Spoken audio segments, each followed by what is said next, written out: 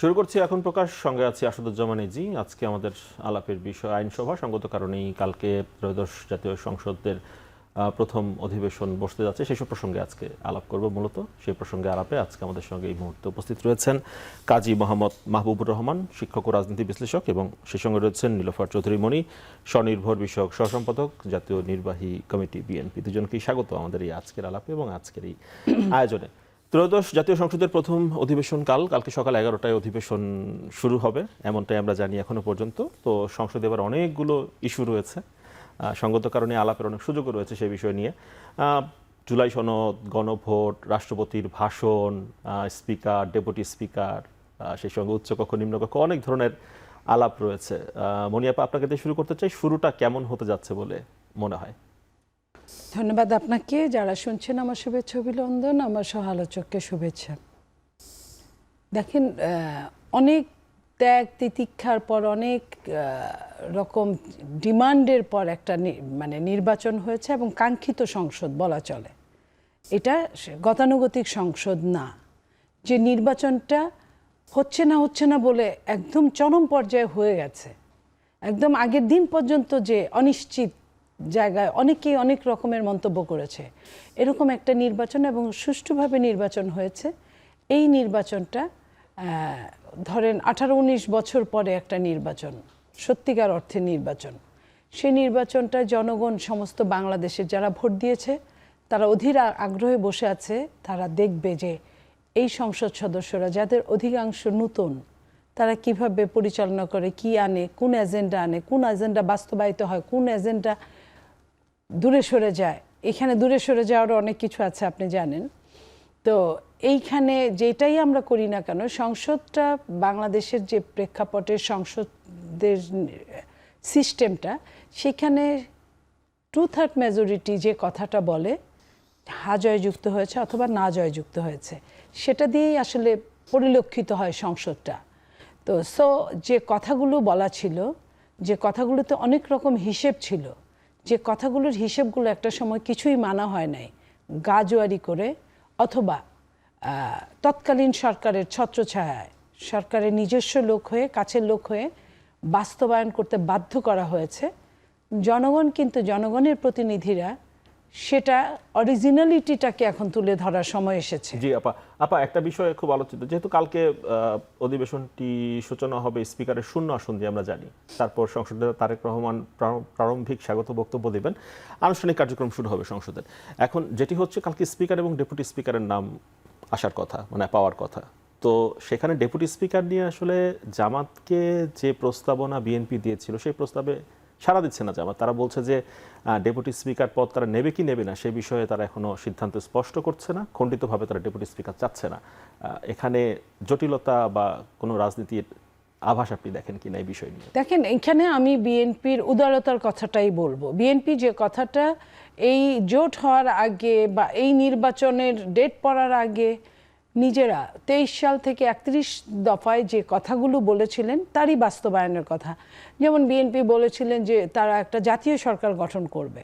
আপনি দেখেন, জাতীয় সরকার গঠনের ক্ষেত্রে সব দলেরই, যারা বিএনপির সাথে অ্যালায়েন্স ছিল তারা আছে, মন্ত্রী পরিষদে আছেন, এবং যারা অন্য দল করে, বিভিন্ন টকশো করেছেন বা বিভিন্ন ব্যাপারে পারদর্শী, তারা এই মন্ত্রী পরিষদের উপদেষ্টা মণ্ডলীর সদস্য হিসেবে আছেন।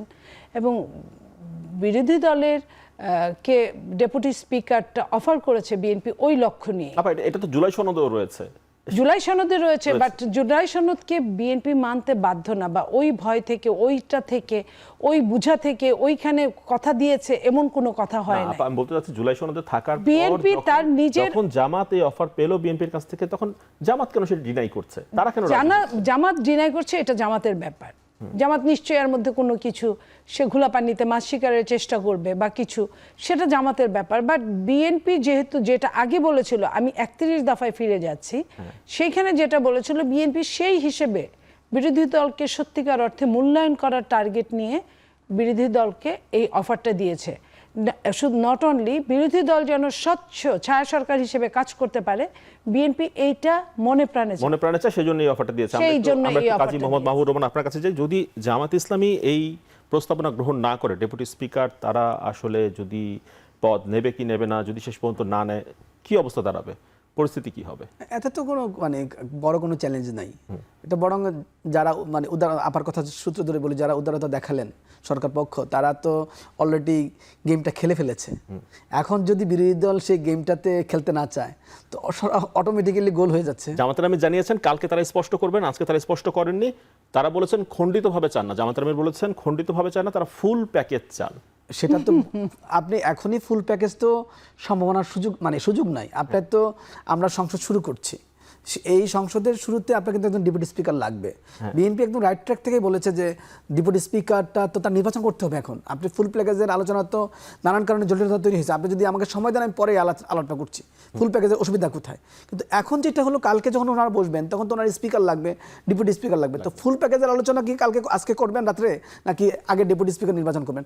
বিএনপি আমি দেখলাম প্রত্যেকটা কাজে কিন্তু সে খুব পরিকল্পনা অনুযায়ী এগুচ্ছে, এবং সে কিন্তু যথেষ্ট আপনার প্রজ্ঞা থেকে অফারটা করেছে যে আমরা ডেপুটি স্পিকার আপনাকে দিতে চাই, যেন মানে বিরোধী দলগুলো বলতে না পারে ভবিষ্যতে যে তারা এই অফারটা হয় নাই, যেহেতু সমঝোতাটা হচ্ছে না জুলাই সনদকে নিয়ে। মানে সর্বোচ্চ মানে বাস্তবায়নের সমঝোতা বলছি আমি, একটা সমঝোতা তো আছেই কিন্তু বাস্তবায়নের সমঝোতা হচ্ছে না।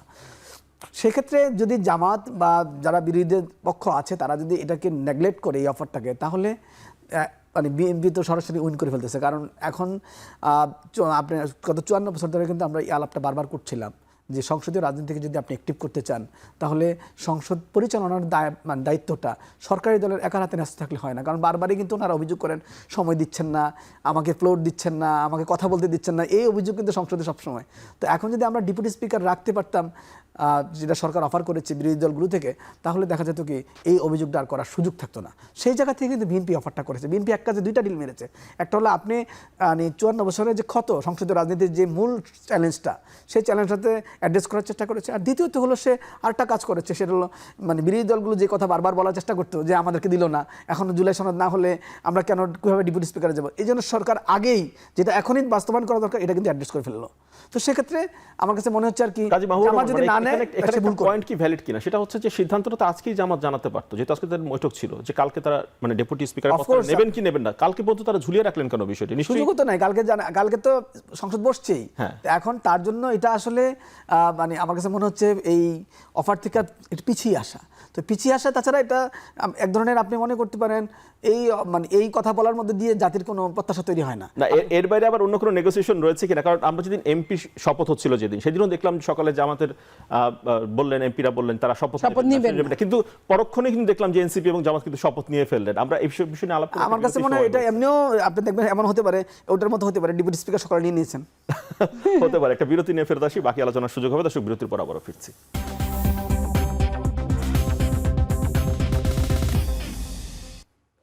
বিরতির পর আবারও ফিরে এলাম। এখন প্রকাশ্যে আইনসভা নিয়ে আলাপ করছি। মনিয়াপা, আপনার কাছে আসতে চাই, ডেপুটি স্পিকার আসলে কি হবে কালকে আমরা এটা দেখব, সংসদ যখন শুরু হবে তারপরে নিশ্চয়ই সিদ্ধান্ত হবে। এখন বিএনপির পক্ষ থেকে যেটি বলা হয়েছে, স্পিকার এবং ডেপুটি স্পিকারকে শপথ পড়াবেন রাষ্ট্রপতি, কিন্তু জামাত ইসলাম বলছে এই এখতিয়ার রাষ্ট্রপতির নেই। কালকে তাহলে অবস্থা কি দেখবো আমরা, বা কি হতে পারে বলে আভাস মনে করেন?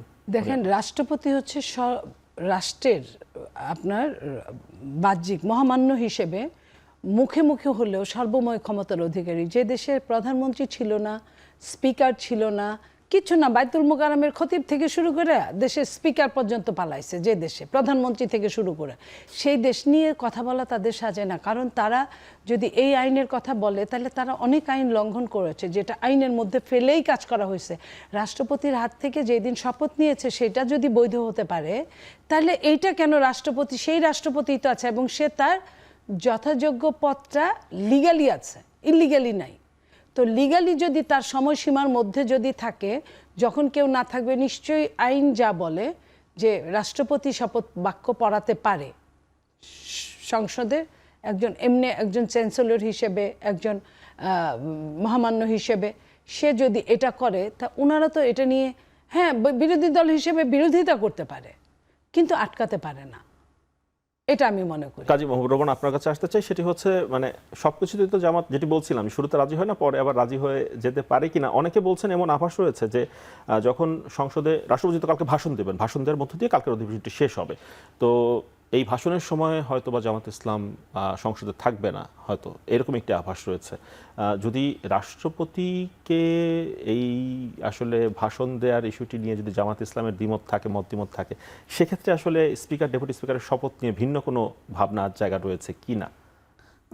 আপনাকে ধন্যবাদ জানাই, কিন্তু আমার কাছে মনে হচ্ছে কি জানেন, আমরা সংবিধানের 72 অনুচ্ছেদ অনুযায়ী কিন্তু রাষ্ট্রপতির ভাষণের মধ্য দিয়ে আমাদের সংসদ শুরু হচ্ছে। এটা কিন্তু বর্তমানে তো আপনাকে একটা আইনের উপর নির্ভর করতে হচ্ছে নাকি, একটা আইনে একটা প্রতিষ্ঠানের উপর নির্ভর করতে হচ্ছে। আপনি তো এখনো যে পর্যন্ত সংসদের সংবিধানটাকে সংশোধন না করছেন ততদিন পর্যন্ত কিন্তু আপনি ওই সংবিধান এবং সংবিধানের আলোকে সেই কাজগুলোকে আপনার করতে হবে। আপনি যাচ্ছে তাই করতে পারেন, এটা রাষ্ট্র মানি হলো যাচ্ছে তাই না, এটা ওনাদের সবাইকে বুঝতে হবে। এক, দ্বিতীয়ত হলো আপনাকে কিন্তু একটা রাষ্ট্র কাঠামো আছে।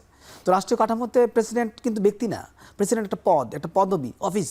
তিনি কিন্তু ডিজিওর ক্ষমতার অধিকারী, আমরা ডিফেক্টিভ ক্ষমতার অধিকারী। আমাদের মতো সংসদীয় ব্যবস্থায় প্রধানমন্ত্রী হলো ডিফেক্টিভ ক্ষমতার অধিকারী, তিনি সবকিছু আসলে পরিচালনা করেন, কিন্তু আইনগতভাবে কিন্তু সবকিছুই in the name of president, মানে প্রেসিডেন্টের নামে হয় যদি প্রেসিডেন্ট করেন না, রাষ্ট্রপতির নামে। যেমন ইংল্যান্ডে রাজার নামে হয়, আমাদের দেশে রাষ্ট্রপতির নামে হয়। রাষ্ট্রপতি একটা অফিস। হ্যাঁ, এখানে প্রশ্ন এসেই যায়, জামাত ইসলাম কিন্তু বলে দিচ্ছে না যে কে শপথ পড়াবে, বলছে রাষ্ট্রপতি শপথ পড়াতে পারবে না, তার ইখতিয়ার নেই, তাহলে পড়াবেটা কে? না, অফিস রাষ্ট্রপতিকে আপনি সবচেয়ে ভালোই হয় রাষ্ট্রপতি পড়ালে, কারণ আপনার জন্য এখনো পদটা, মানে 5 আগস্টের পর থেকে যে পদটাকে ভিজিবল দেখা যাচ্ছে এই রাষ্ট্রীয় কাঠামোতে, এবং যেটা সর্বোচ্চভাবে রাষ্ট্রটাকে মানে এমব্রেস করে রেখেছে, সেটা কিন্তু রাষ্ট্রপতি পদ। এবং আমরা কিন্তু এটা মেনে নিয়েছি, মানে পুরো প্রক্রিয়া যতই বিরোধিতা করেন না কেন, কাঠামোগতভাবে আইনগতভাবে কিন্তু, এবং গত সরকারও কিন্তু এটা মেনে নিয়েছে, এটা মেনেই কিন্তু কাজগুলো করছে। তো আমরা যেখানে 5 আগস্টের পরে সবাই কাজটা করছি, রাষ্ট্রপতি অফিসটাকে মানে এনসার্কেল করে বা রাষ্ট্রপতি সেন্টার্ড করে, আমি বলি এনসার্কেল সেন্টার্ড করে, সেখানে কিন্তু আপনাকে মানে পরবর্তী প্রসেসে যাওয়ার আগ পর্যন্ত এই প্রতিষ্ঠানটাকে আপহোল্ড করলে আপনার কি হয়, স্ট্রাকচারটা মানে মেনে চলা হয়। এখন যদি আপনি 5 আগস্টের পরে রাষ্ট্রপতিকে অন্য কোনো প্রক্রিয়া রিমুভ করতেন, সেটা অন্য আলাপ হতো, কিন্তু আপনি তো রিমুভ করেন নাই, আপনি পদ টিকিয়ে রেখেছেন এবং সব কাজে এই পদটাকে ব্যবহার করেছেন। যতগুলো মামলা মানে আপনার শেষ হয়েছে, যতগুলো সিদ্ধান্ত হয়েছে, আপনি বিচারপতি নিয়োগ দিয়েছেন, প্রধান বিচারপতি নিয়োগ দিয়েছেন, আপনি প্রধান উপদেষ্টা নিয়োগ দিয়েছেন, আপনি উপদেষ্টাতে নিয়োগ দিয়েছেন, সব কীভাবে করেছেন আপনি? In the name of president. তো আপনি যদি প্রেসিডেন্টের নামে সব কাজ করে থাকেন, এখন ওনার একটা ভাষণকে আপনি এটা, এবং বর্তমানে যে আইনি প্রক্রিয়া আছে সেই অনুযায়ী কিন্তু 72 অনুচ্ছেদ অনুযায়ী উনি এটা দিবেন। তো সেক্ষেত্রে আপনি এটাকে রাজনৈতিক কারণে আপনি তার ভাষণকে অ্যাভয়েড করে যাওয়া, আমার কাছে মনে হচ্ছে কি, আমরা কিন্তু অনেক দিন ধরে একটা কথা বলি, 54 বছর ধরে কিন্তু এই অপেক্ষাটা আমরা করছি যে আপনি ডেপুটি স্পিকার বিরোধী দলকে দিবেন, এটা বিএনপি অফার করেছে। দ্বিতীয়ত হলো আপনি একটা কার্যকর সংসদ তৈরি করবেন, সেক্ষেত্রে বিরোধী দল হয়তো বিরোধিতা করবে না, এটাও কিন্তু মানুষ দেখবে। এখন কিন্তু এমনটা না যে আপনি শুধু সরকারকে পর্যবেক্ষণ করবেন। আমি বারবার বলার চেষ্টা করছি, এইবারের সংসদে শুধু সরকারি মূল্যায়ন হবে না, মনে রাখতে হবে, এইবারের সংসদে বিরোধী দলের কার্যক্রম কিন্তু মূল্যায়ন হবে। সুতরাং কথায় কথায় বিরোধিতা, কথায় কথায় সরকারকে অসহযোগিতার কথা করলে কিন্তু নাগরিকরা মেনে নিবে না। হ্যাঁ, রাজপথে নামার আভাসও আছে। আমি রাজপথে নামেন, যে পথে নামেন জনগণ মূল্যায়ন করবে। হ্যাঁ, মনি আপার কাছে আসি। মনি আপা, সেটা হচ্ছে ডাক্তার শফিকুর রহমান আজকে যেটি বলেছেন যে বিরোধী দলের সদস্যরা সংবিধান সংস্কার পরিষদ হিসেবে শপথ নিয়েছেন, সংসদ সদস্য হিসেবে তো নিয়েছেনই, কিন্তু বিএনপি এখনো নেয়নি, সরকারি দল শপথ নেয়নি। মানে সংবিধান সংস্কার পরিষদের সদস্য কবে নিবে বিএনপি? এমন তো কথা ছিল না, তারা হঠাৎ করে আইন বানাবে আর সে আইন সবাইকে পালন করতে হবে। আপনি দেখেছেন নিশ্চয়ই যে ডক্টর শাহদিন মালিক আইন বিশেষজ্ঞ এবং ব্যারিস্টার তানিয়া আমির, তারা কিন্তু ইতিমধ্যে সাথে সাথে সেই দিনই থেকেই বলেছেন যে একই সাথে একজন ব্যক্তি 2টা শপথ নিতে পারে না। যদি 2টা শপথ না, একটা শপথ অকেজো হয়ে যায়, নাম্বার 1। নাম্বার 2 হলো বিএনপি রাষ্ট্রের মঙ্গল চায়, সবার মঙ্গল চায় বিধায় এটা নিয়ে কোনো উচ্চবাচ্য করছে না। রাষ্ট্রের বহুদিন পরে একটা নির্বাচন হয়েছে, সেই নির্বাচন ভালোভাবে চলুক এটার কারণে সেইখানে বিএনপি এটা নিয়ে কথা বলছে না। কিন্তু তার মানে এই না যে তারা প্রত্যেক দিন অন্যায় বেআইনি কাজ করলে তারা বেআইনি কাজের জবাব দিতে পারবে না, এমন কোনো কথা নাই। নাম্বার 3 হচ্ছে যে তারা যে শপথ নেবে, এরকম কি কোনো কথা ইলেকশনের আগে ছিল যে একই দিনে 2টা শপথ নিতে হবে? যে বিএনপি কথা দিয়েছে, কথা রাখে নাই, এই ধরনের তো কোনো কথাই ছিল না। তারা হঠাৎ করে সকালবেলা একটা ডিসিশন নিল, প্রথমে বললো তারা শপথই নেবে না, পরে শপথে গেল, তারপরে তারা আরেকটা শপথ করলো। যারা যারা শপথটা বুঝেছে তারা আর তাদের সাথে যায় না। আর বিএনপি তো সরকারি দল যাবেই না এই শপথে।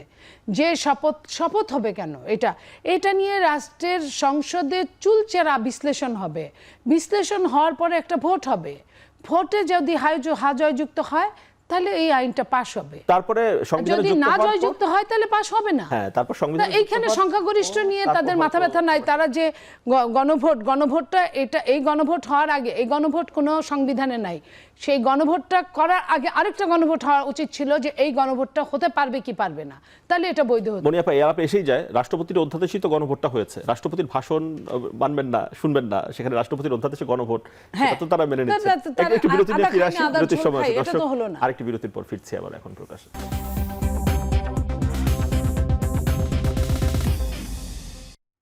বিরতির পর আবারও ফিরে এলাম এখন প্রকাশে। কাজী মোহাম্মদ মাহবুবুর রহমান, আপনার কাছে আসতে চাই আলাপের এই পর্যায়ে যে প্রসঙ্গে কথা বলছিলাম, যে রাষ্ট্রপতির আসলে সংসদে ভাষণ দেয়া কিংবা রাষ্ট্রপতির স্পিকার ডেপুটি স্পিকার শপথ পড়াবেন সেটা নিয়ে জামাত ইসলামী তাদের অবস্থান এখনো পরিষ্কার করেনি, এখতিয়ার নেই তারা বলছে। কিন্তু রাষ্ট্রপতির অধ্যাদেশেই তো গণভোট হয়েছে, জুলাই সনদ হয়েছে, সেই জায়গাগুলো নিয়ে তো আসলে কোনো আলাপের জায়গা দেখছি না জামাতের। সবগুলো অর্ডিন্যান্সে তো আমরা এভাবে করেছি। আপনি একটা জিনিস খেয়াল করেন, আমি একটু আলোচনাটা অল্প সময়ের জন্য মানে বিস্তৃত করি। সেটা হলো যে বিএনপি কিন্তু একটা গণভোট করেছে 1991 সালে। আপনি আগে সংসদে আলাপ হয়েছে, সংসদে আলাপের ভিত্তিতে একটা প্রস্তাবনা রেডি হয়েছে, সেই প্রস্তাবনাটা কিন্তু গণভোটে গিয়েছে যে আপনি সংসদ যে সিদ্ধান্ত নিয়েছে সংসদীয় সরকারের ব্যাপারে আপনার পক্ষে হ্যাঁ আছেন না আছেন বলুন। প্রশ্নটা খুব সিম্পল এতে প্রকাশ করেছে। নিয়মটা হলো সাধারণত আমাদের প্র্যাকটিস এটা হয়েছে। আরেকটা গণভোট হয়েছে শহীদ প্রেসিডেন্ট জিয়া রহমানের সময়, সেটাও কিন্তু আমরা খুব সিম্পল হইতে মানে বিএনপি উপস্থাপন একটা কোশ্চেনের তো আপনি যখন ওনারা 4টা প্রশ্ন সামনে নিয়ে আসছে তখনই তো আমরা অনেকেই এই ব্যাপারে বলেছি যে এটা কিভাবে উপস্থাপন করা হলো, জনগণকে এটা বুঝবে। আমার নিজেরই তো প্রশ্নগুলো সাংঘর্ষিক, আমার নিজেরই মনে হচ্ছে আমি অথচ 100 ইন্টারভিউ দিয়েছি, এটার উপরে নিজেই মেমোরাইজ করতে হচ্ছে যে কোন প্রশ্নে কি আছে, মানে এত জটিল এত কঠিন শব্দ। যদি আমি পলিটিক্যাল নট অনলি 4টার মধ্যে অনেকগুলো প্রশ্ন পলিটিক্যাল প্রফেসর, আমি বলছি কি জানেন আপনি, এখানে একটা আমি শব্দটা ব্যবহার করতে চাইছিলাম জুচ্চুরি মতো শব্দটা, তাও একটা সফটলি ব্যবহার করছি যে আপনি জুলাই সনদটা হাকডাক করে করলেন, যে সনদটাকে মানিক ভাই সাইন করলেন সব দলের উপস্থিতিতে, সেখানে যা লেখা ছিল সনদটাতে যেটা লেখা ছিল, ঐক্যমত্য কমিশন হানা ভোটাকারে যেটা উপস্থাপন করেছে, দুইটা কিন্তু দুই জিনিস। এখন আপনি যে বিএনপিকে রাজনৈতিক দলগুলোর সাথে এত 18 মাস ধরে আলাপ করলেন, আলাপ করে কিন্তু জুলাই সনদ রেডি করলেন। তো জুলাই সনদ রেডি করে তো আপনি বলবেন হানা ভোটে যে জুলাই সনদ যেভাবে স্বাক্ষর হয়েছে এটাতে জনগণ হা না বলুন, যেহেতু আপনার সংসদ নাই। মানে 91-তে আমরা সংসদের একটা কোশ্চেনই হতে পারত, হ্যাঁ একটা প্রশ্ন 91-তে আমরা সংসদের মাধ্যমে এসেছি। এখন ঐক্যমত্য কমিশন কি করেছে, সেটা হলো যেই সকল বিষয়গুলোতে নোট অফ ডিসেন্ট দিয়েছে বিএনপি, সেগুলো অন্যরা তো প্রস্তাব করেছে, যেমন দ্বিকক্ষ, আনুপাতিক নির্বাচন, প্রধানমন্ত্রীর মেয়াদ সহ আরও অনেক কিছু, সেগুলো অন্যরা প্রস্তাব করেছে, সেগুলো কি তারা কি করেছে ওই হানা ভোটের মধ্যে ঢুকিয়েছে। তাহলে আপনি 18 মাস আলাপ করলেন কেন, জুলাই সনদ স্বাক্ষর করলেন কেন, এবং স্বাক্ষর যদি আপনি করে থাকেন তাহলে এটা কেন হানা ভোটে আনলেন না? তাহলে আপনি তো সনদ রাজনৈতিক দলগুলোর সাথে একটা অবস্থান নিলেন আর ঐক্যমত্য কমিশন হিসেবে আলাদা অবস্থান। তাহলে আপনি 18 মাস আলাপ না করে তো আপনি সরাসরি 3 মাসের মধ্যে গণভোট দিয়ে দিতে পারতেন ঐক্যমত্য কমিশনের। আমার কাছে মনে হচ্ছে সরকার এখানে একটা আবার সবচেয়ে বড় ট্র্যাজিকটা হচ্ছে এনসিপি স্বাক্ষর করেছে ইলেকশনের পর। মনিয়াপার কাছে আসতে চাই, সবচেয়ে বড় এটা হলো যে সরকার মানে ঐক্যমত্য কমিশন একটা, আমি যদি খুব সফটলি বলি, এটা প্রতারণা করেছে রাজনৈতিক দলগুলো জুলাই সনদের সাথে এবং আপনার এই হানা ভোটের উপস্থাপন। এই বিষয় নিয়ে দুটো একরকম নাই, এই একরকম না থাকাটা আপনার কাছে আসতে চাই 133টি অধ্যাদেশ অন্তর্বর্তী সরকারের সময় এই মানে আপনার অ্যাসেসমেন্ট বা পর্যবেক্ষণ কি 133টাই কি পাস হবে সংসদে, উত্থাপন হবে, এর মধ্যে অনেকগুলোতে আপনার নোট অফ ডিসেন্ট আছে। নোট অফ ডিসেন্ট গুলোকে বিএনপি যেগুলোকে ওখানে বলেছে ক্লিয়ারলি হ্যাঁ বিএনপি তার কথা রাখে, সেগুলোতে হ্যাঁ করবে, হয়তোবা হওয়ার সম্ভাবনা খুব বেশি। কিন্তু যে সবের নোট অফ ডিসেন্ট আছে বিএনপি তখনই বলেছে যে এগুলোতে কিন্তু হওয়া সম্ভব না, এটা সমস্যার সমাধান না হলে এটা সম্ভব না। সেগুলো আপনি দেখেন তৎকালীন প্রধান উপদেষ্টা উনি যেটায় সিগনেচার নিয়েছেন সেটা কিন্তু নোট অফ ডিসেন্ট ছিল, কিন্তু উনি যেটা ঘোষণা করেছেন সেটা কোনো নোট অফ ডিসেন্ট ছিল না। উনি যেগুলা চাপিয়ে দিয়েছেন ওই 4টার মধ্যে আপনার 48টা প্রশ্ন যে চাপিয়ে দিয়েছেন, সেই চাপিয়ে দেওয়া জনগণ কেউ কিছুই বুঝে নাই। ওনারা বলেছেন 60-এর উপরে ভোট পেয়েছে। আপনার ভোট যা কাস্ট হয়েছে, কেউ কি আপনি বিশ্বাস করেন শুধু আপনার গণভোটে ভোট দেওয়ার জন্য গেছে? বরং বলতে পারেন অনেক আওয়ামী লীগের ভোটাররা তারা একটাতে ভোট দিয়েছে, হিন্দু ভোটাররা একটাতে বিএনপিতে ভোট দিয়েছে। তারা কোনো এইসবে দেয় নাই, কারণ যারা সত্যিকারের আওয়ামী লীগ তারা দিবে না, তারা তাদের নিজের সর্বনাশ নিজের মৃত্যু নিজে আনবে না ডেকে। তো তাইলে আপনার ভোট কম হওয়ার কথা, সেখানে আরো বেশি হয়েছে। আচ্ছা, ভালো কথা, বেশি হয়েছে।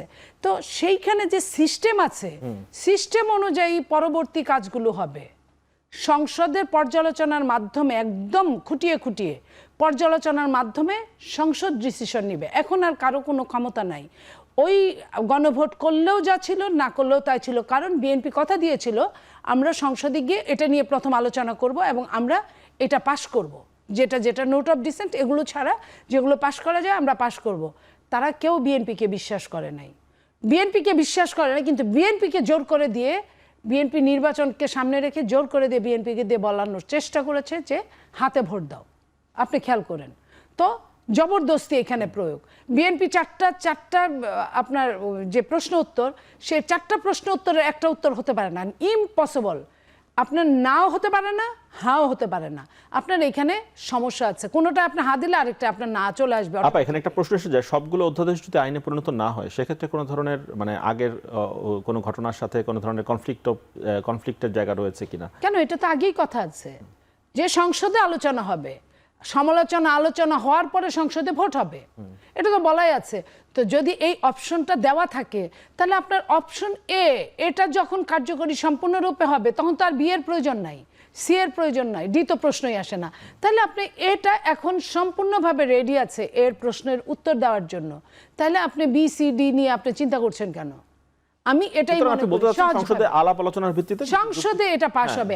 এবং কি বলেছে তৎকালীন প্রধান উপদেষ্টা যে 180 দিনের মধ্যে যদি পাস না হয় তাহলে অটোমেটিক হবে। এটাও তো গুয়ার্তুমি, এটাও তো জবরদস্তিতা। সংসদ যখন নিজে কাজ করবে, সংসদ সকল ক্ষমতার উৎস, কারণ সংসদ মানে জনগণ। জনগণ আপনাকে প্রতিনিধি করে পাঠিয়েছে জনগণের কথা বলতে, জনগণের কাজ করতে। সেই জনগণের কাজটা যখন আপনি করবেন, তখন আপনাকে ওই অধিকার দেওয়া হবে। একজন সংসদ সদস্যের সিগনেচার মানে তাকে যত লোক ভোট দিয়েছে সবগুলোর সিগনেচার। সংসদে আরেকটি বিষয় খুব গুরুত্বপূর্ণ, সেটা হচ্ছে উচ্চ কক্ষ নিম্ন কক্ষ, এটি নিয়ে খুব আলাপ হচ্ছিল, কিন্তু কেন জানি নির্বাচনের পরে এই বিষয় নিয়ে আলাপ না, এটা তো ওই প্যাকেজের মধ্যে। শুনবো আপা, একটা বিরতির সময় হচ্ছে, যে আরেকটা বিরতি নিয়ে ফিরে আসছি, তারপর আলাপ করবো। একটা দর্শক বিরতির পর আবার ফিরছি।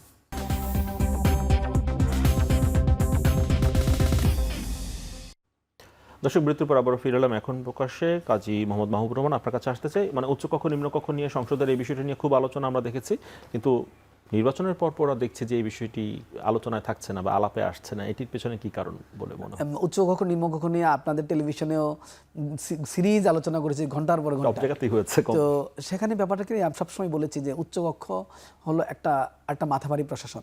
এটা হলো এলিটিও একটা মানে অ্যাপ্রোচ। আপনি যেখানে ইংল্যান্ডে, আমেরিকায় মানে হাউস অফ লর্ড বা আপনার সিনেট, সেখানে এদের বিরুদ্ধে প্রতিবাদ করতে গিয়ে কিন্তু এই সাধারণ সভা তৈরি হয়েছে, মানে আমরা যেটা আমাদের এখন আছে। তো আপনি একটা বাংলাদেশে এমন একটা পরিস্থিতি তৈরি হয়েছিল যে গত 2 বছর, যেটা 5 আগস্টের আগে আলোচনা না, কিন্তু 5 আগস্টের আলোচনা আগে কিন্তু আমরা এই উচ্চকক্ষ নিম্নকক্ষ নিয়ে আলোচনা কমই শুনেছি। আছে 2-1 জায়গা থেকে, আছে নাই, কিন্তু উচ্চকক্ষ সাধারণত এলিটদের সভা। তো এলিটদের সভা নিয়ে তো আপনি সাধারণত যত গণতান্ত্রিক হবেন তত সাধারণ মানুষের সভা করবেন।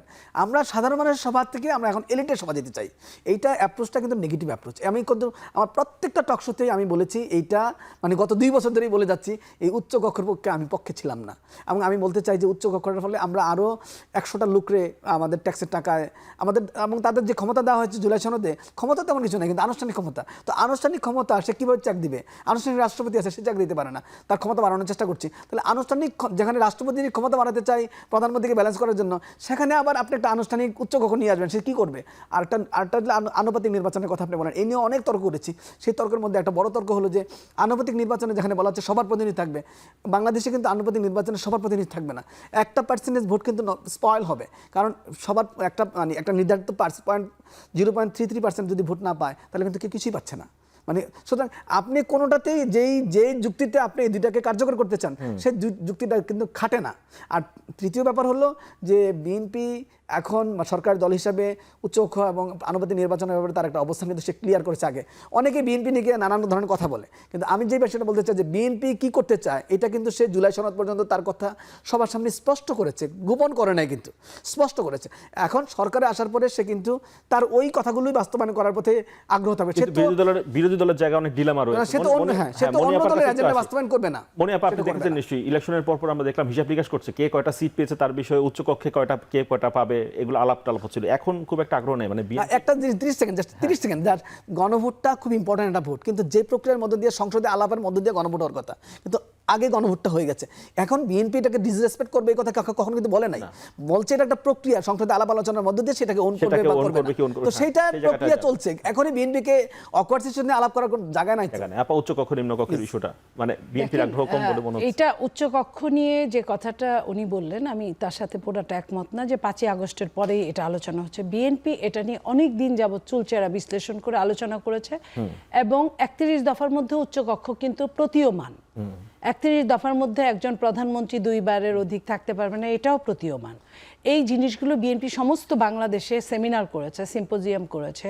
তো বিএনপি এই কথাটা ঘরে ঘরে পৌঁছানোর চেষ্টা করেছে 31 দফা। সেই 31 দফার মধ্যে যেহেতু উচ্চকক্ষ আছে, সেটা যখন এই উচ্চকক্ষ আবার একই সাথে সংস্কারের মধ্যেও আছে, তো যখন এই প্যাকেজটা সংস্কারটা উঠবে সংসদে, তখন এটা নিয়ে আলোচনা হবে। এবং বিএনপি যে কথাটা বলেছে যে নিম্নকক্ষের রেশিও ভোট অনুযায়ী উচ্চকক্ষের পিয়াট হবে, হ্যাঁ, কিন্তু যেটা বিরোধী দল যেটা বলেছে যে না, এটার জন্য আলাদা ভোট, মানে যেটা এমপিদের সমস্ত ভোটটা সেটার পিয়ার পদ্ধতি, সেটা বিএনপি রাজি হয় নাই। আমার মনে হয় ওই জায়গাটায় চুলচেরা হিসাব হবে, এবং যখন এই পাস হবে, আপনার নোট অফ ডিসেন্ট বাদ দিয়ে যা যা পাস হবে, তখন এই উচ্চকক্ষটাও বিএনপি যেহেতু কোনো এটা নিয়ে কোনো নেগেটিভ কোনো সেন্স নাই, বিএনপি পজিটিভ, বিএনপি এটা তখন করবে। সেটা যেদিন পাস হবে, এই জন্য এই মুহূর্তে এটা আলোচনাটা স্থিমিত, কারণ সংসদে যেহেতু আসছে, আলোচনাটা সংসদে উঠবে, ওঠার সময় সংসদই বলে দিবে যে এখন কি হবে, কোনটা হবে। বিএনপি যেহেতু এটা নিয়ে পজিটিভ, অতএব বিএনপি পজিটিভ ভোট দিবে বলে আমি আশা করি। যেহেতু বিএনপি নিজে থেকে পজিটিভ, বিএনপি নেগেটিভ ভোট দেওয়ার প্রশ্নই আসে না। সেইখানে উচ্চকক্ষ অবশ্যই হবে, কিন্তু এটা এমন হতে পারে যে 1 বছর চলে যাবে, 6 মাস, 1 বছর, ওই আইনটা পাশ হওয়ার নাগাদ এই পর্যন্ত চলে যাবে। সেই পর্যন্ত যারা উচ্চকক্ষে থাকার তাদেরকে অপেক্ষা করতে হবে।